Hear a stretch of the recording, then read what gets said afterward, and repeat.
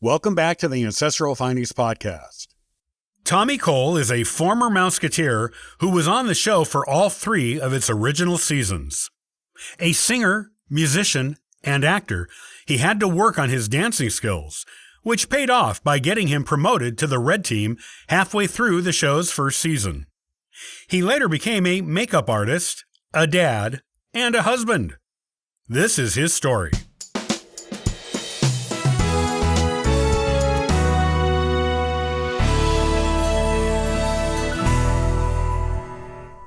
Tommy Cole was born in December of 1941 in Burbank, California.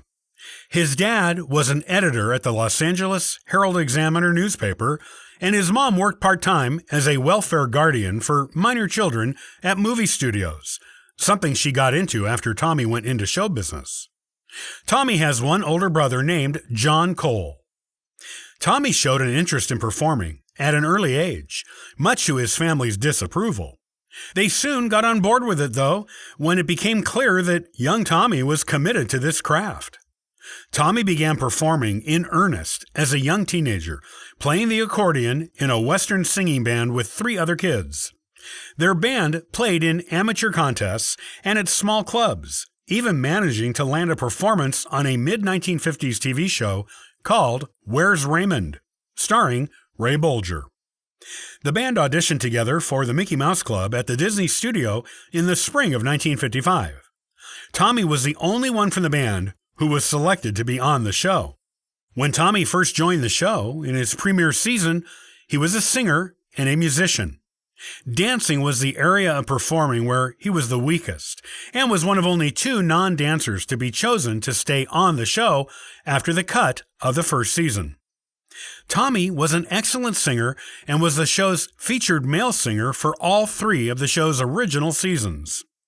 While he was initially placed on the second-string blue team when he joined the show, he was promoted to the first-string red team by halfway through the first season and appeared in the show's opening roll call scene thereafter. An important factor in Tommy's promotion to the red team was his singing ability. He was the only male cast member who could match Darlene Gillespie in singing. She was the most popular female cast member in the first season before being eclipsed by Annette Funicello.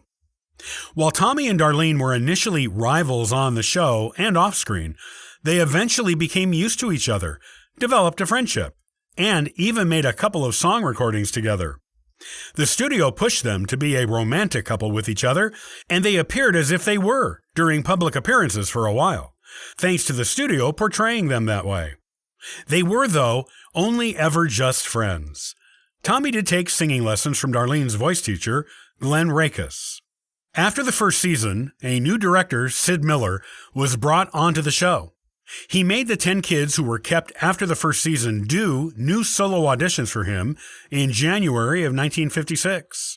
Because Tommy's dance skills were still his weak point in performing, he took 2 months of dancing lessons with Birch Mann.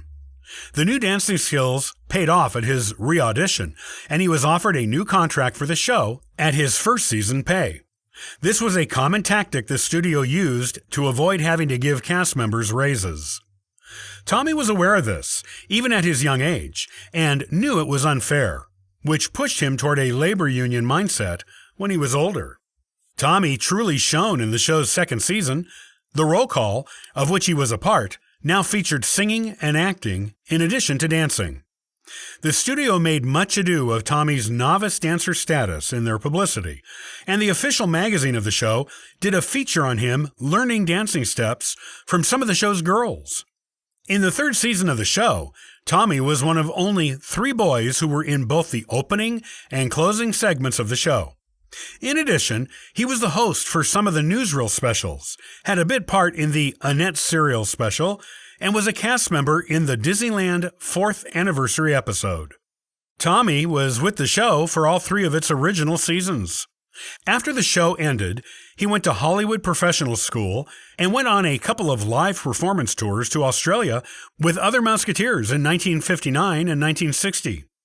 After this, Tommy based his career on singing live at teenage clubs and public events, and as an opening act for other performers. He also attended Pasadena City College, did a stint in the Air Force, and did a few guest star roles on some TV shows. By the time 1964 rolled around, Tommy knew that his days of performing were probably limited, based on his child star status.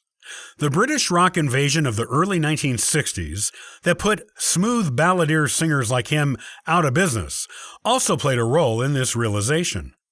But he wanted to stay in show business in some way. Thus, Tommy decided to focus on a career behind the camera. He became an apprentice makeup artist after becoming friends with the makeup artist on the TV show My Three Sons, when he made a few guest appearances on that show. That makeup artist did some initial instruction in the craft with him. Then Tommy went to work on his own, first at ABC, then at NBC, then as a freelancer as he became more skilled at the craft. In 1975 and 1977, Tommy was nominated for Emmy Awards in makeup design and finally won the Emmy in this category in 1979. Tommy is the only Mouseketeer to win a prominent show business award. After his win, he was nominated for the Makeup Emmy several more times, most recently in 2000. As for his personal life, Tommy met his future wife, Aileen, while he was still performing on a USO tour of Korea. Aileen was a dancer on the tour, which was headlined by Johnny Mathis. They married once they returned to the States and have 2 children together, a daughter and a son. Tommy continues to work in makeup, is active in his union, and typically serves as a spokesperson or coordinator for the remaining Mouseketeers, with who he is on good terms, as they all like and trust him.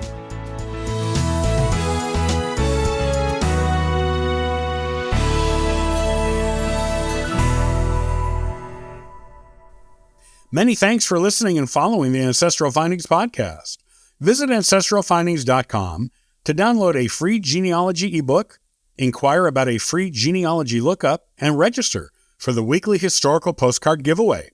And thank you to everyone who contributes via Patreon. It helps keep this car on the road, this kite in the air, and this ship on course.